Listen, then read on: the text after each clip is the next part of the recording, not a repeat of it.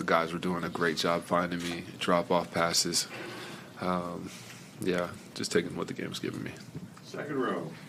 When you kind of backwards question a little bit, when you were traded here to Denver, did you expect to have this kind of an impact and fit in this well with the roster? What were your expectations kind of when you were traded to Denver?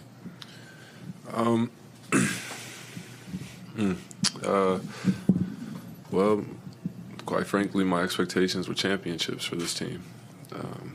I feel like it was a great fit from the beginning. I don't think there's a lot of overlap in our starting five. And that first year that I was traded, we were going on a run, and then Maul goes down. Next year, Mike goes down.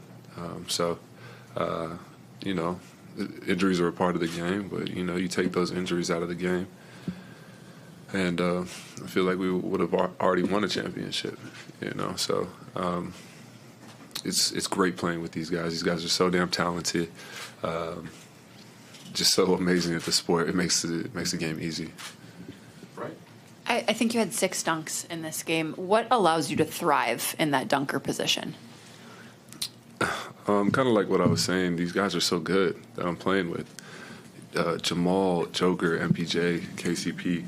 They demand so much attention on the offensive side that if you don't send the extra man, if you don't send that rotation, they're going to torch you, and they're going to continue to torch you. So you kind of just got to pick your poison, and then I'm just lurking on the baseline trying to just clean up all the garbage. On the left. During the course of the season, what do you think this group has learned about the challenge of repeating as champs that maybe you're able to apply now to these playoffs?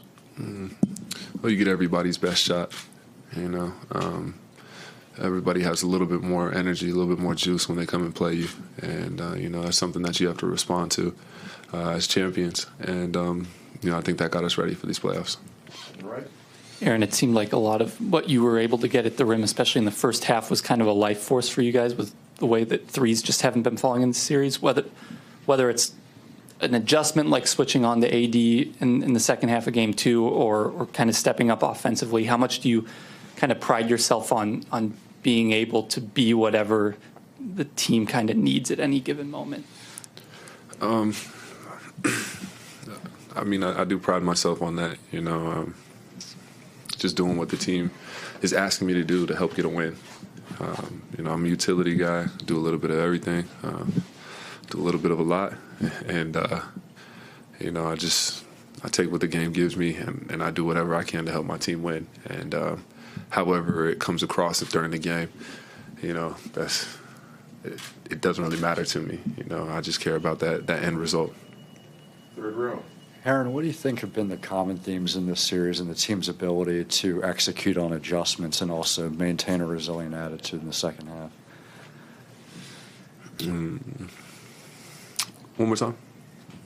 The common themes I explained, the team's ability to execute on adjustments and also just be resilient, even with the double-digit deficits in the first half. Well, we have a very resilient group and a very high IQ group.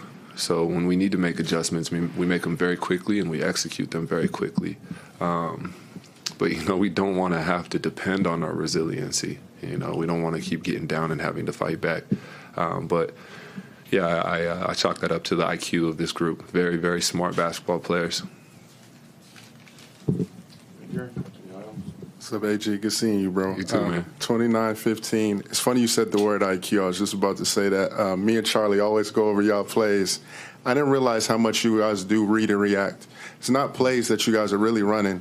How long did it take for you to, come in and fit along with that, like reading, reacting with the group and not running plays and just being in a free-flowing offense at times? Not long at all. It's a great way to play basketball, It's like how USA basketball plays. It's like how FIBA basketball plays, and you got Nikola Jokic, who is the center point, he's the epicenter of our offense. And, he learned the worldly game, so he plays it the right way. And then, you got Jamal, who's a cold killer, so it's a crazy two-man game right there. and we just the open man is the right man, you know. The right man is the open man, and we make the right reads. We play the game the right way, and we are rewarded for that. You guys don't call a set. Y'all just look at each other and know, because like even on the last game, y'all run double drag without even looking at each other. I'm like, nobody's calling nothing out there. That's just the situation with you guys? Yeah, I mean, it's kind of a telepathy we got with this group, man. We got a mind meld going on with our starting five. All right, last one or two right there, Mark Meyer. No, staying away. Just want to get your feeling on being up 3-0 in a competitive league. That's not easy to do, but you're on the brink. So what's the feeling like here? Just take it one game at a time. We know the closeout game is the hardest game in the series. So we're going to stay focused and come out and try and improve. And, stay focused, take it one game at a time. Yes. All right, one last, no. Should take last one. Just kind of like on the IQ thing, like have you come to appreciate sort of the cerebral side of the game more over your time in Denver? Like what's kind of that process been like of coming to sort of just enjoy that element of it? Most definitely. It makes the game way easier. I mean, Joker's a basketball genius, you know. I mean, he's just a genius and happens to play basketball, you know. So he makes the game very easy. And when you think the game like that, the game unlocks. You know, you can start seeing plays ahead, two or three steps ahead. You can start to nuance the game a lot. And it just becomes, just easier to play. All right, we're good. We got one more to go after this, so thank you. All right, thanks, guys. All